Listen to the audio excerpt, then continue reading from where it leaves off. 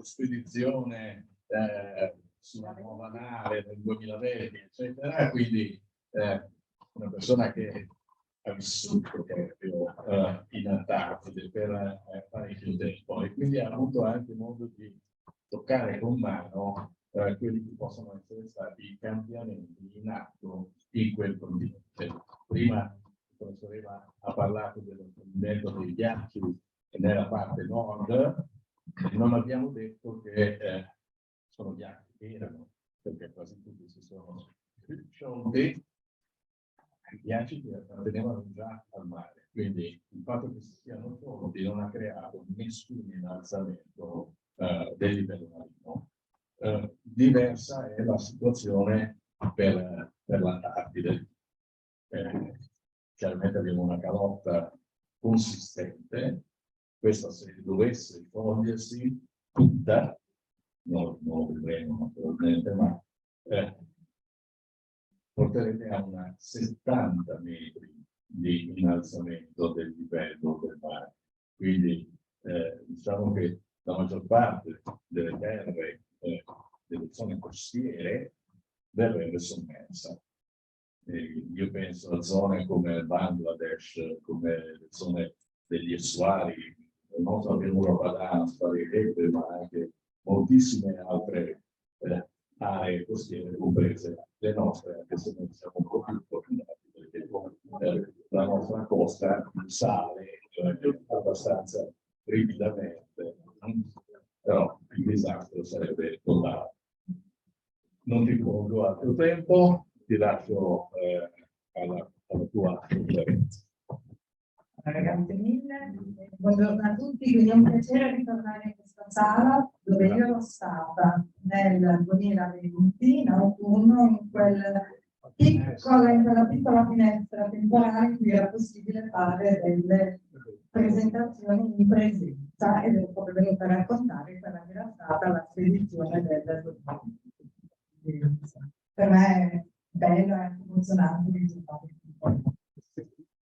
Allora, certo che sono tutte le diapositive meravigliose che ho fatto vedere, siamo un balcone in Antartide e dura, ma insomma cerchiamo di far vedere anche le bellezze di questo. Allora, dato il titolo di questa comunicazione del termine biogeochimica, quindi permettetemi di spiegarvi che cos'è la biogeochimica per i non addetti ai lavori. Quindi per biogeochimica noi intendiamo proprio il ciclo degli elementi, il loro trasferimento attraverso i processi fisici, chimici e biologici anche all'interno dei sistemi. E quindi già il professor D'Anovaro ci ha parlato dell'importanza dei nutrienti, ci ha parlato dell'importanza dell'ossigeno, di come queste sostanze possano modificarsi in relazione al cambiamento climatico.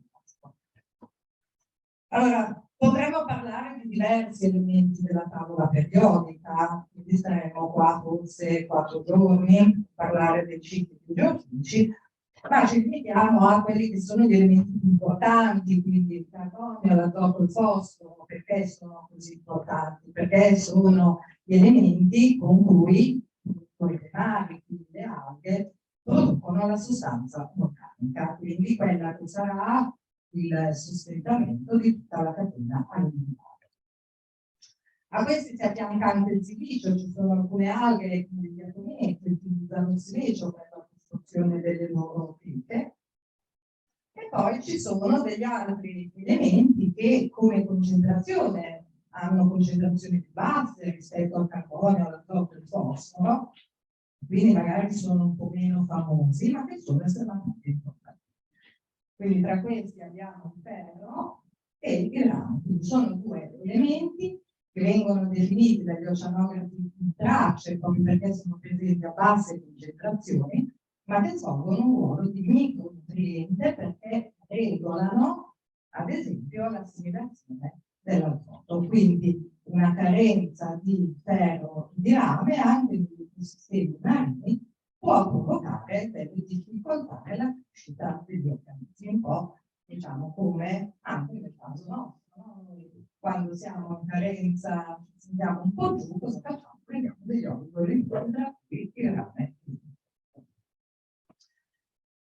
Allora, abbiamo già fatto cenno dell'importanza delle regioni polari nel sistema climatico terrestre, quindi questa immagine in alto a sinistra ci fa vedere che gli oceani contribuiscono più del 95% del mantenimento del sistema climatico sul nostro pianeta. Le regioni polari rappresentano una parte limitata, ma danno un contributo fondamentale. Perché?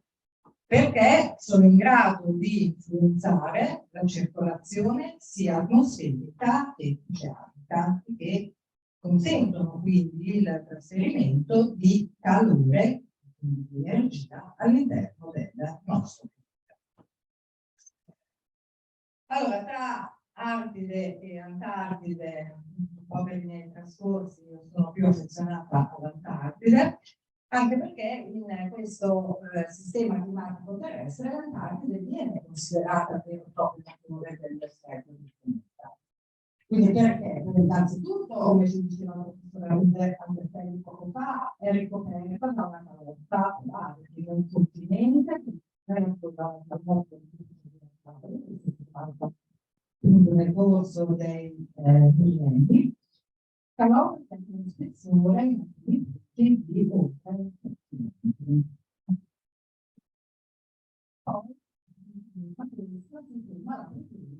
dell'oceano meridionale, quindi l'oceano meridionale è tutto l'oceano che circonda il continente antartico, è un oceano qui di piccola estensione se pensiamo ad altri bacini oceanici, ma è estremamente importante perché lo potete vedere da quell'immagine, è quell'oceano che li mette in connessione, quindi attraverso il mescolamento che avviene intorno al continente antartico si mescolano le acque dell'Oceano Pacifico, Atlantico, dell'Indiano con quelle dell'Oceano Antartico.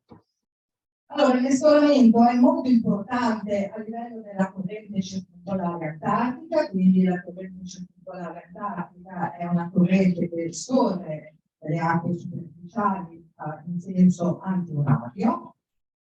È una corrente che consente scambio di energia perché lega le acque polari a quelle, diciamo, subtropicali, quindi abbiamo scambi di calore e quindi di energia, ma anche trasferimento di elementi nutritivi e anche di altri elementi di pace. Allora, l'Antartide è importante, anche abbiamo già visto questa immagine grazie alla stella, quindi è importante nel sistema della circolazione oceanica globale perché lungo l'arco dell'Antartide, in zone che potremmo definire DOC, avviene la produzione di acque dense che andranno ad alimentare la parte più profonda dello schema della circolazione oceanica. Allora, perché si formano queste acque dense? Beh, vi ho detto poco fa, l'Antartide è il motore del freddo, quindi in Antartide abbiamo le più basse temperature, abbiamo anche venti molto intensi. Queste basse temperature cosa provocano? Provocano un aumento della densità delle acque marine superficiali, che quindi aumentando di densità sprofondano dalla superficie al fondo. Allora, è importante questo meccanismo di formazione attraverso lo sprofondamento delle acque profonde, perché queste acque sono acque fredde, quindi sono quelle acque che andando ad alimentare la circolazione oceanica profonda trasporteranno in profondità il freddo. Quindi è importante per il bilancio climatico terrestre. Ma formandosi dalla superficie, interagendo quindi con l'atmosfera, si sono arricchiti anche i gas, quindi trasferiranno in profondità ossigeno, ma anche gas inalteranti, quindi CO2, e vedremo anche altri gas come il freon, vedremo anche di che cosa ne facciamo delle misure dei freon. Allora è chiaro che queste zone di formazione hanno limitata estensione, ma proprio vista l'importanza di queste acque dense, del loro ingresso nel Conveyor Belt, tutto quello che accade in Antartide non ha solo una ripercussione a livello locale, ma ce l'ha a livello globale. E quindi come il cambiamento climatico può andare a influenzare la biogeochimica? Bene, può influenzare sostanzialmente due modalità, no? Una modalità diretta, quindi può variare il rischio, nel senso dei piatti sia marini, ma l'aumento delle temperature contribuisce anche a un aumento dei tassi di fusione degli ghiacci continentali. Può variare, ad esempio, il regime dei venti, quindi vedremo anche come le intensità dei venti possono essere collegate alla variabilità climatica. E poi già è stato fatto più volte, cioè non ci possono essere anche degli effetti diretti proprio attraverso il CO2 dalla. E quindi è chiaro, abbiamo differenze enormi se consideriamo, diciamo, un ecosistema come quello antartico, no? Differenze enormi in termini spaziali, passiamo da zone di piattaforma più vicino a costa a zone di oceano aperto, e anche nello spazio e nel tempo, quindi l'estate australe, quella in cui avviene il processo di produzione primaria, copre un periodo molto limitato. Poi, per poter capire che cosa succede a quelle latitudini, abbiamo bisogno di dati. Quindi io dal 1994 ho l'Antartide, quindi diciamo, sono cambiate parecchie cose ed è cambiata anche la modalità di acquisizione dei dati, quindi la tecnologia ha fatto degli enormi passi avanti. Allora, praticamente nel 1994 io, quindi ero e condividevo la mia prima spedizione dopo che studiavo. Quindi vado ai corsi storici. Allora, nel 1994, qual era la modalità di acquisizione dei dati? Beh, si andava sulla nave, come si fa una struttura, quindi vedete l'ultima nave delle spedizioni del programma nazionale di ricerca in Antartide, si effettuavano dei campionamenti di acqua e tutte venivano fatte le analisi. Però praticamente non scattavamo delle fotografie istantanee nei momenti in cui eravamo là. Quindi vedevamo il 10 gennaio quella che era la concentrazione dell'ossigeno, dei nutrienti del corpo. Dagli anni 90 a oggi è aumentato tantissimo la possibilità di ottenere risultati perché ai sistemi di campionamento, chiamiamoli tradizionali, si sono affiancate misure satellitari, si sono affiancate misure tramite dei sensori che possono essere mantenuti in loco sui muri, quindi su queste catene di sopportazione che vengono lasciate sul fondo. Si sono aggiunti glider, quindi i glider sono delle strumentazioni, delle sorte di avvianti dotati di sensori possono spostarsi seguendo le diverse correnti.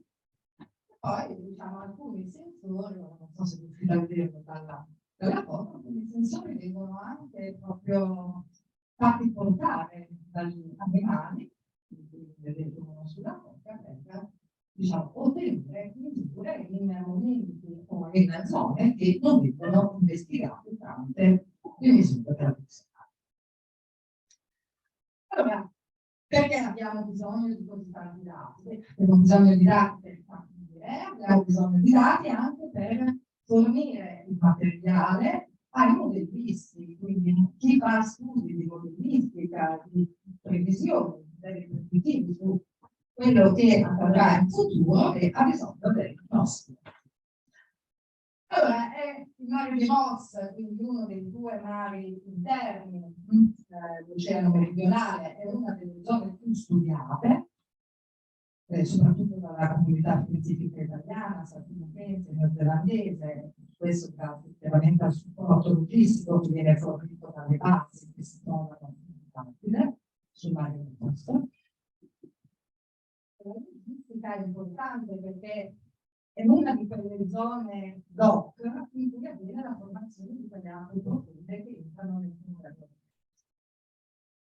E quindi una delle più importanti zone pozzo per la biodiversità carbonica, e infine anche è una delle zone più produttive per l'oceano, quindi una delle zone in cui la catena alimentare è prevista. E allora questo ci consente anche di fare delle valutazioni su quelle che sono le interazioni tra elementi sciolti di mare e biosfera. Allora, le proprietà chimiche che noi misuriamo nelle acque ovviamente sono il risultato di diversi processi, quindi possono dipendere dalle caratteristiche fisiche delle acque, dalla loro dinamica, come si mescolano queste acque e ovviamente dalle attività biologiche. Allora, mi interessa anche capire come i diversi fattori influenzano la distribuzione delle specie tipiche, se c'è un fattore che è dominante rispetto ad altri oppure no. Allora, nelle acque superficiali abbiamo la maggiore variabilità, no? Qui abbiamo in presenza di ghiaccio marino, nelle acque superficiali avviene la produzione di alghe, quindi le alghe possono fare fotosintesi e produrre sostanze organiche. Abbiamo acque più in profondità che arrivano dalle zone circumpolari, quindi sono quelle acque che si sono scambiate grazie al mescolamento della corrente circumpolare, sono acque importanti, che risalgono dall'oceano aperto verso le zone di piattaforma. Perché sono importanti? Perché sono acque che sono ricche di nutrienti, quindi con la loro risalita sono quelle acque che portano alimento ai produttori. E poi abbiamo queste acque più profonde, che abbiamo detto sono quelle che si originano dallo sprofondamento delle acque superficiali. Allora, perché proprio da queste, per vedere che cosa sta succedendo?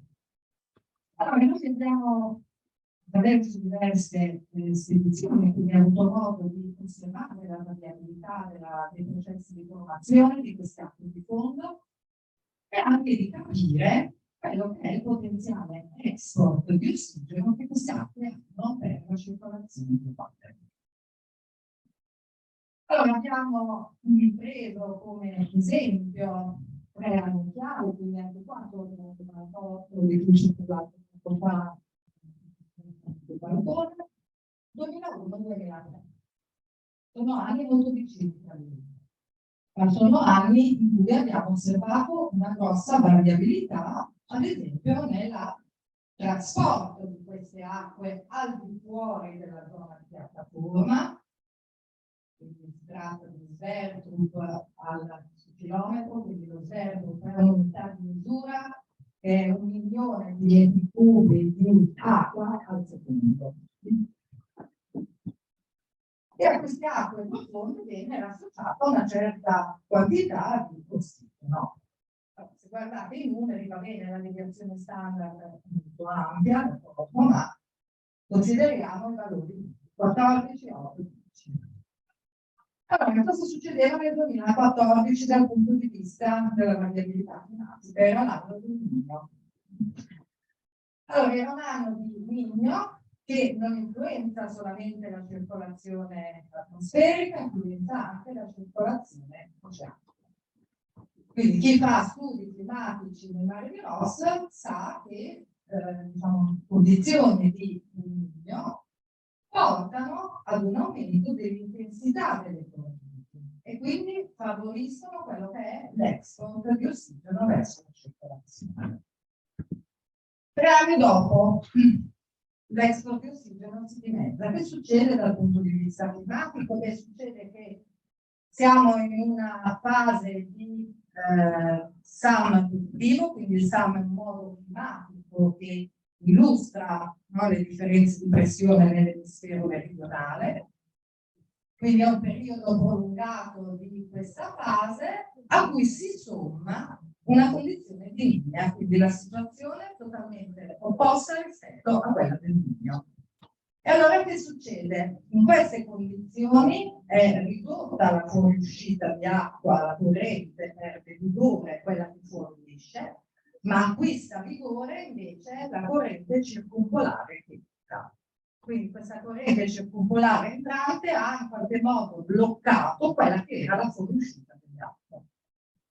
Nel 2003, altra situazione, non c'è una modalità climatica particolare, ma nel 2003 si sono staccati 2 mega iceberg al Rossa Shelf, quindi il B15 e il C19. Il B15 e il C19 hanno proprio creato delle barriere, quindi grandi come la Liguria, tanto per dare delle dimensioni. Quindi hanno costituito una barriera fisica che ha impedito la fuoriuscita del ghiaccio marino verso l'esterno, quindi ha impedito alle zone marine di liberarsi, ma gli iceberg vanno anche in profondità, quindi hanno anche, diciamo, influenzato quello che era l'export di queste acque. Ok, varia la produzione di queste acque, varia l'export, è importante anche sapere con quale velocità queste acque arrivano a quel convegno.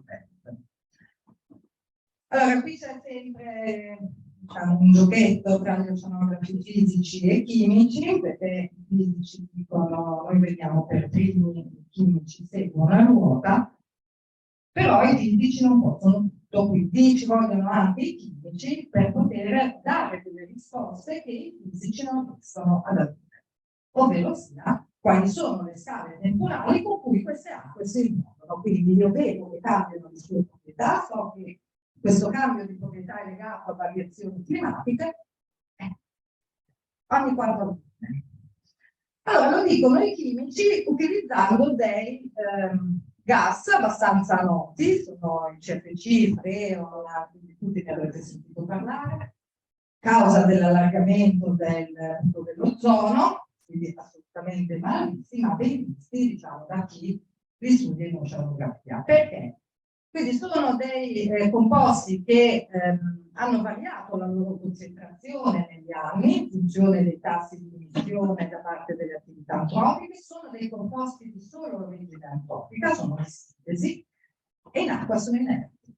E quindi non entrano nei cicli biogeochimici degli elementi. Le alghe non se ne fanno nulla, quindi la concentrazione che noi troviamo nell'acqua è il risultato di quello scambio che c'è stato con l'atmosfera, quindi di quei CFC che le acque hanno catturato dall'atmosfera, e il risultato del mescolamento. Allora, noi abbiamo delle serie temporali, ovviamente, che ci dicono come a partire dagli anni 40 fino a oggi varia la concentrazione e il rapporto dei CFC in atmosfera, e li misuriamo in acqua, ricaviamo questi valori di rapporto e riusciamo ad ottenere una stima dell'età dell'acqua. Allora, abbiamo, diciamo, l'uso dei CFC è abbastanza comune dagli anni 80, quindi Rambo negli anni 80 ha fatto delle misure di concentrazione di CFC in acqua, ha stimato il tempo con cui queste acque dense dal punto di formazione si spostano per entrare nella circolazione globale. Circa 4 anni. Allora, dopo 16 anni abbiamo rifatto le misure, il tempo è aumentato, quindi c'è un rallentamento con cui queste acque entrano nella circolazione globale. Qua i fisici ci sono venuti in aiuto, ci hanno detto guarda che queste acque hanno delle caratteristiche diverse rispetto a quelle che aveva Rambo, sono acque meno salate, quindi sono anche acque meno dense, quindi si spostano più lentamente. Quindi il processo di addolcimento, quindi di minore densità delle acque, è un processo che si sta osservando da anni, quindi eravamo oramai tutti tranquilli in questa direzione, ma i fisici cosa hanno trovato nel 2017? Quello che hanno chiamato il rebound della salinità. Quindi questa salinità che fino ad allora era diminuita, legata alle variazioni del ghiaccio, di improvviso torna a salire, e non si tratta di un'osservazione di un singolo anno, ma di un'osservazione che grazie ai Moody's stanno vedendo dal 2017 a oggi. E quindi si tratterà di capire come questa influenza ancora la circolazione, quindi si assisteremo nuovamente a un'accelerazione dei tempi sedimentata da queste acque.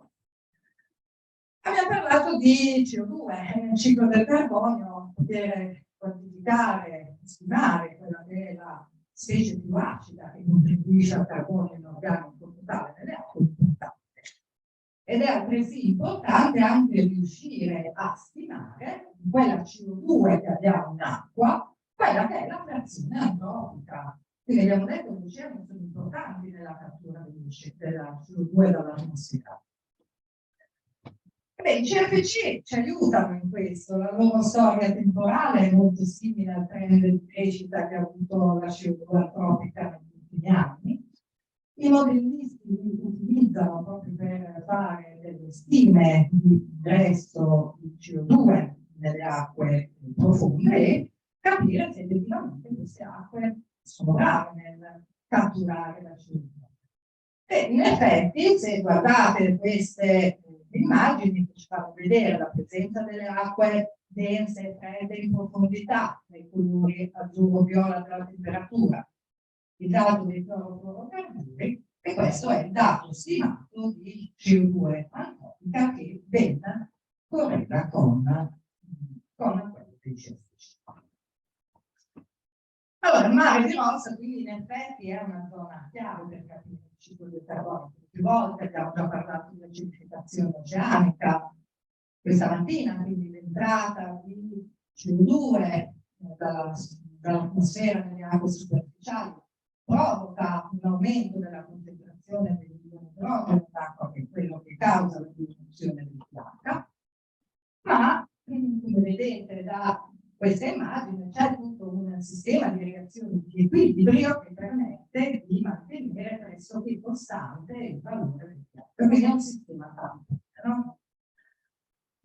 Allora, qual è però il problema? Beh, il problema è che tanto effettivamente questo sistema tampone sembra lavorare meno bene, quindi essere in grado di mantenere costante il pH in una maniera meno efficiente rispetto al passato.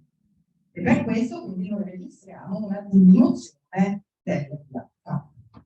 Ma cosa osserviamo anche? Una diminuzione del grado di saturazione. Quindi il grado di saturazione è un parametro che permette di valutare le condizioni favorevoli o meno alla stabilità del carbonato di calcio.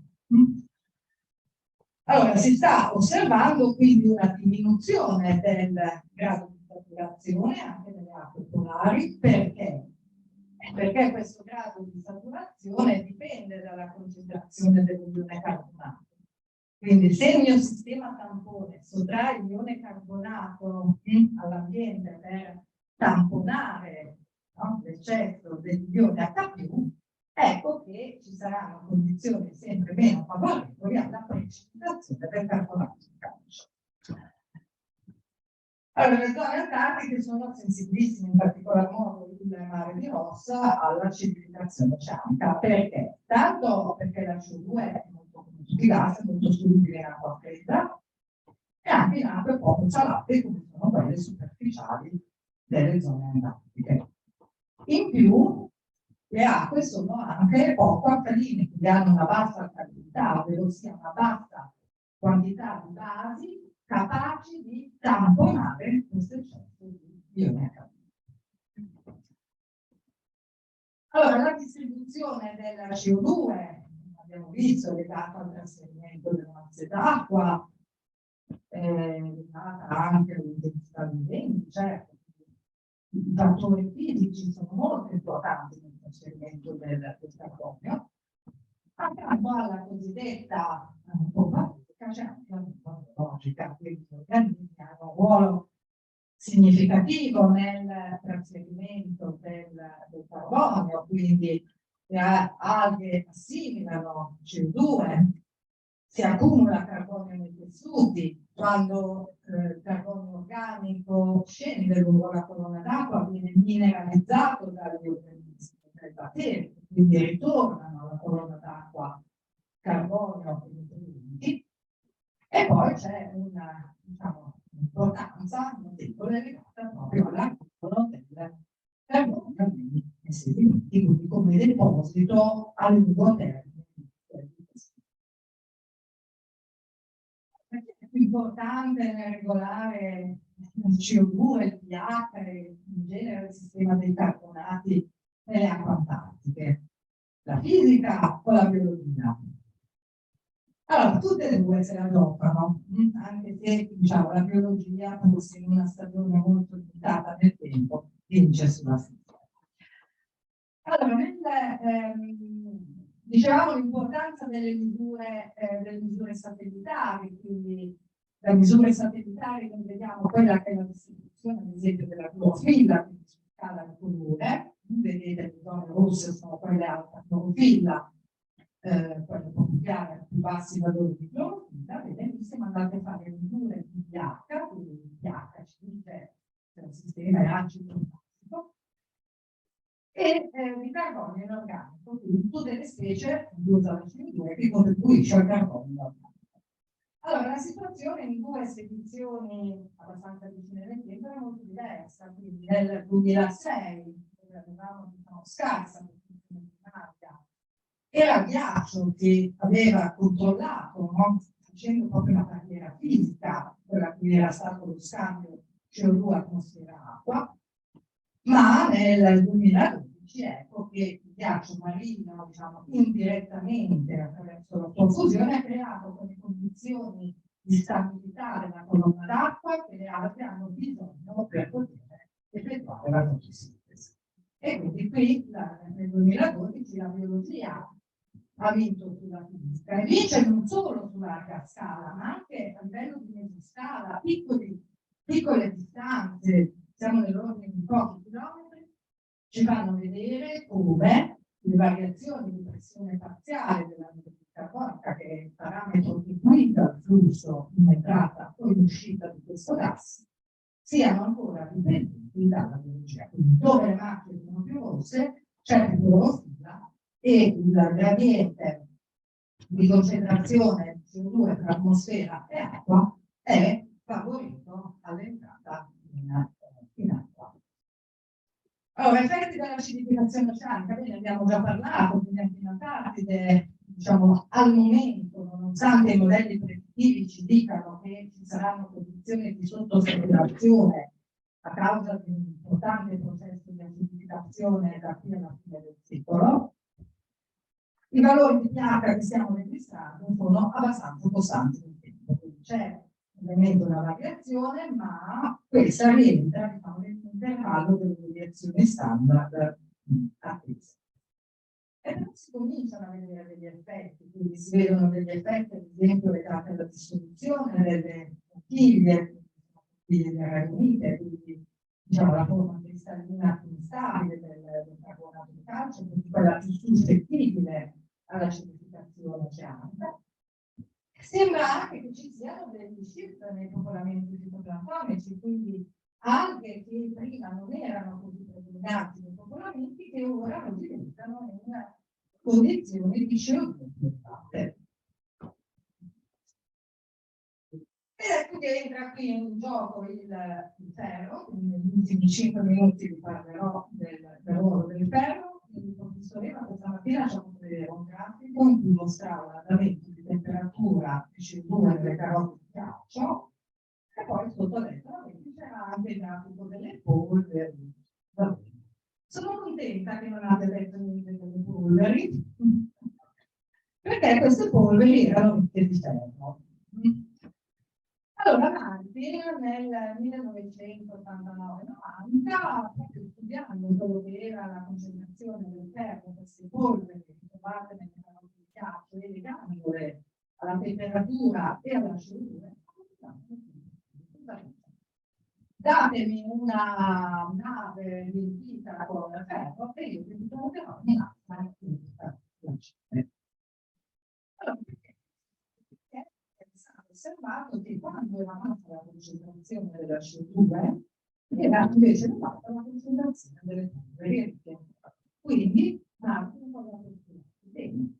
In quei periodi c'era stato un trasferimento di polveri dagli continenti all'oceano. Queste polveri hanno fertilizzato, hanno stimolato per un dopante la crescita fitoplanctonica, hanno stimolato la crescita e attraverso quindi la produzione primaria è stata ridotta la concentrazione della CO2.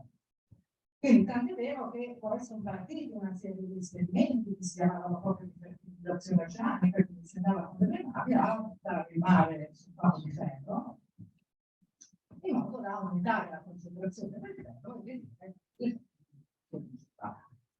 Allora, esperimenti, diciamo, non totalmente riusciti, perché, diciamo, negli anni 90, quando andavano di moda, non si conosceva ancora bene quella che era la chimica del ferro in acqua minore.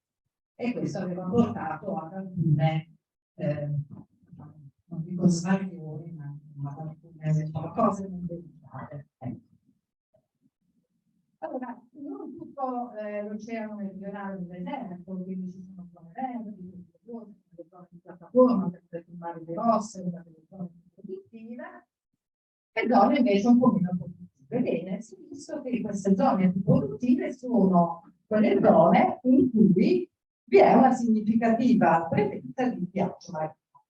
Allora, il ghiaccio marino è una sorta di trappola per il ferro, quindi il trasporto atmosferico del ferro, fa sì che questo possa essere poi intrappolato nel ghiaccio nella stagione invernale quando il ghiaccio si forma ed essere rilasciato poi nelle acque superficiali in primavera durante la fusione del ghiaccio. Quindi, diciamo, è un esperimento di fertilizzazione che Martin provava a fare in maniera antropica, una fertilizzazione naturale.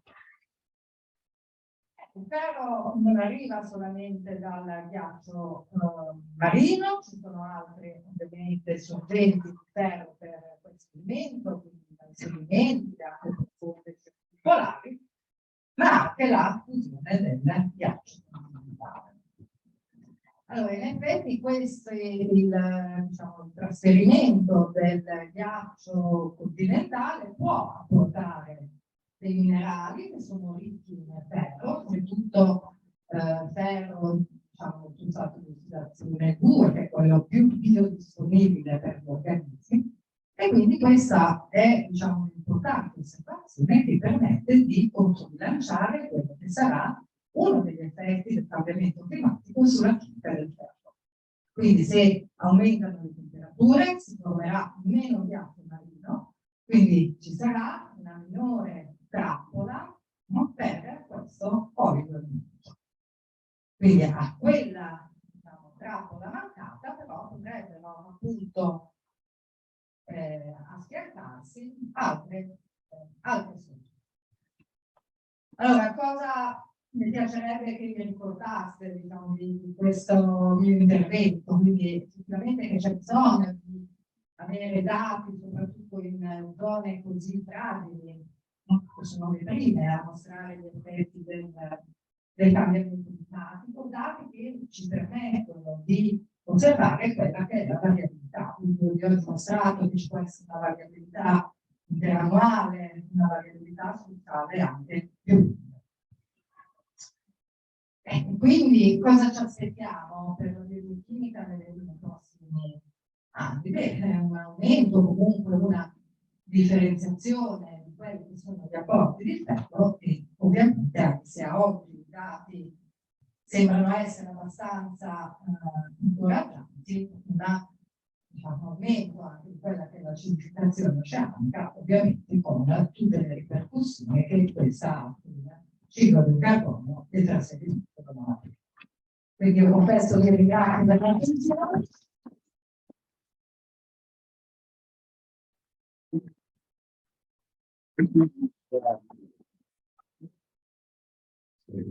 Grazie mille, bellissimo, chiaramente per tanti motivi, tra cui il fatto di essere legato all'Antartide come ex museo, ex direttore del museo. È interessante la storia del ferro e soprattutto quello delle polveri che hai appena sfiorato. Quindi una parte, diciamo, della crescita delle alghe in Antartide può dipendere proprio dall'arrivo di queste polveri ricche di ferro. D'altronde non è una cosa nuova, e diciamo per l'Antartide sì, ma per noi no, perché l'arrivo delle sabbie del deserto sulle nostre coste ha sempre generato sul terreno, cioè un rigoglio della vegetazione. Sarebbe da parlare troppo, quindi c'è una cosa su questo, cioè c'è una sostanziale differenza, perché le polveri sabbiane sono quelle di ferro ma anche di fosforo. sì.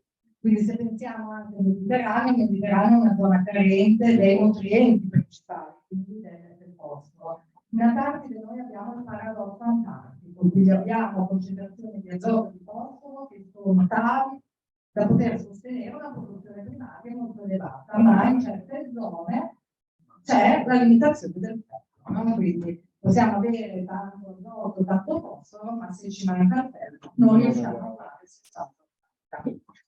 Esatto, non siamo aiuti. Bene, chiedo se avete delle domande. Prego. Interessantissima questa questione del ferro, veramente con questo di parte. Volevo avere informazione. Hai parlato delle polveri di ferro, poi nei lavoranti avete sicuramente altri tipi di elementi, no? Cosa si può? Dici come oligoelementi? Beh, è stato visto il rame, è stato visto anche il manganese, quindi sono, diciamo, tutti oligoelementi che chiaramente contribuiscono ad aumentare le attività biologiche, essendo dei nutrienti essenziali, no? Quindi sul ferro sì, poi diciamo la complessità, quindi aumentiamo la complessità del sistema. Allora adesso stiamo capendo quelle che sono in realtà le forme o le specie del ferro che vengono utilizzate dagli organismi proprio per le loro sintesi. Però a loro volta le specie del ferro possono essere condizionate dalla presenza di rame. Quindi ad esempio ci sono delle proteine di membrana delle cellule che sono proprio quelle interessate alla mediazione, diciamo, all'assimilazione di diverse specie del ferro che sono rami dipendenti. Quindi possiamo avere azoto, possiamo avere ferro, se ci manca il rame queste proteine non funzionano. E poi dobbiamo sempre pensare anche all'effetto sinergico ferro-luce nella fotosintesi, no? Quindi diciamo, sono diversi studi modelistici che si stanno facendo in questi anni per valutare anche l'effetto tra queste specie. Anche la fotochimica può modificare quella che è la speciazione del ferro in acqua, quindi può far cambiare quelle che sono le specie più o meno disponibili. Devo dire che c'è ancora molto da studiare.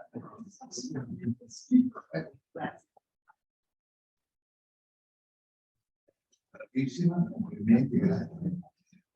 Dico una subito. Alla luce di quello che tu hai detto, l'importanza del lavoro, fame, e il fatto che si riferisce alle carcasse di navi seppellite qua e là. Allora, si dice che sono ricche di... No, però sarà ossido adesso, poco più disponibile. Ma forse ci può stare. Quindi io leggo, sento che intorno a queste carcasse là, davanti al goletto, c'è un rifiorire della natura, sia animale che vegetale, diciamo così. Ecco, potrebbe essere legati questi due fenomeni dal punto di vista biogeochimico? Allora, sulla risposta sulla biologia lascio la parola a loro che sono legati.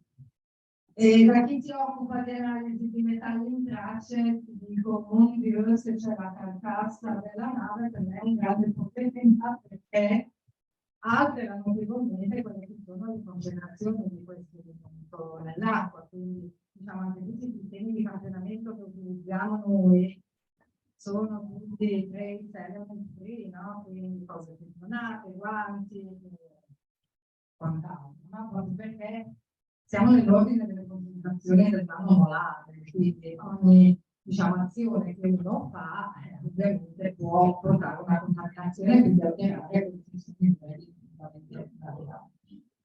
effettivamente, diciamo, io so che la NARS, la AVA, non è più diventata una NARS per, diciamo, gli organismi, quindi Diciamo, questo secondo me è anche un esempio di come, no, l'ecosistema sia in grado poi di adattarsi e, come dire, ma forse anche un insegnamento per tutti noi, no? Quando ci troviamo di fronte a una situazione negativa, noi cerchiamo di ribaltarla a nostro vantaggio e quindi, diciamo, anche da un incidente, no? Così come grave come era stato, comunque la capacità, no, dell'ecosistema di rifiorire. Mi sembra anche un bel insegnamento per gli umani. In merito, Non so se vuoi dire qualcosa di più tecnico. in merito a mi permetto di dire due parole, perché ho seguito l'accertamento tecnico preventivo e il penale come CPU del Tribunale di Genova. Sì, è vero, sembra una barriera corallina, non è una barriera corallina. Lo è diventata, soprattutto grazie a tutti gli interventi che sono stati fatti, perché se non veniva bonificata era una bomba a orologeria che prima o poi avrebbe creato degli altri problemi. Lì abbiamo invece assistito da un punto di vista biologico a una colonizzazione e a una successione di specie fino ad arrivare all'ottimo. Ma sembrerà una cosa strana, ma anche sui relitti raggiungiamo, quando ci sono determinate specie, il massimo di quello che il relitto può offrire. Anche perché è vero che è un substrato duro, ma è un substrato duro fragile, nel senso che in mare la corrosione è notevole e quindi il ferro nei segni, la ruggine praticamente si stacca, quindi è una sorta di substrato duro polveroso, chiamiamolo così, anche se il termine non è assolutamente corretto. Naturalmente, fortunatamente, siamo riusciti a metterla in sicurezza. Finito l'inciso, volevo tornare un attimo sul B15, perché il B15 è stato, credo, in assoluto l'iceberg più grosso che si sia mai staccato dalla banchisa. All'epoca io ero direttore del Museo dell'Antartide, quindi ho ricevuto una telefonata da un giornalista, il quale voleva farmi assolutamente dire che col B15 si sarebbe variato il livello del mare. No, non è vero, gli ho detto, guardi che non è così. Se lei ha un bicchiere di whisky con un cubetto di ghiaccio, nel momento in cui il ghiaccio si scioglie, vedrà che non trabocca, rimane esattamente allo stesso livello. E dice, non si preoccupi, professore, tanto ho già qualcuno che me l'ha detto. Quindi una figuraccia incredibile di questa persona, se andate sul secolo trovate, che aveva dichiarato che sarebbe variato il livello del mare. Io ricordo, non so se voi in quegli anni eravate giù, ma ricordo che avevano evacuato di corsa la nostra base, perché il B15 si stava mettendo di traverso e avrebbe chiuso la baia dove c'era la nave, dove c'erano quindi non avrebbero potuto tornare indietro dall'Antartide se non con problematiche incredibili, eccetera, perché non è andare in Antartide, attenzione, noi diciamo lei è 20 anni che va in Antartide, ok, però non è semplice. Non è che quando sei in Antartide se ti manca qualcosa di vabbè scendi un attimo no, non è così, devi prevedere tutto prima. Quindi l'idea di avere così tanti dati raccolti e adesso averne 10 volte di più grazie alla tecnologia è semplicemente fantastico. Poi il 15 danno l'ha fatto perché ha staccato la punta del ghiacciaio di gas, esatto. Quindi diciamo, ha avuto la punta del ghiacciaio e ha modificato anche la circolazione locale della baia. È sparito dopo 20 anni. cioè ha viaggiato per 20 anni in mare. Naturalmente, tra 20 anni si riduce, eccetera, ma è stato possibile sì.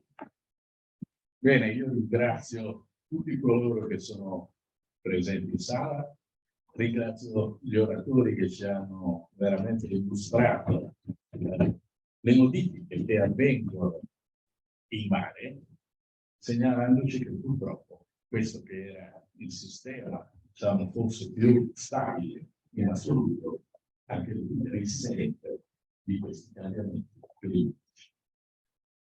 Ci vediamo nel pomeriggio, spero si possa vedere nel pomeriggio con l'economia circolare, in cui la professoressa Saccone sarà il moderatore. Arrivederci, grazie.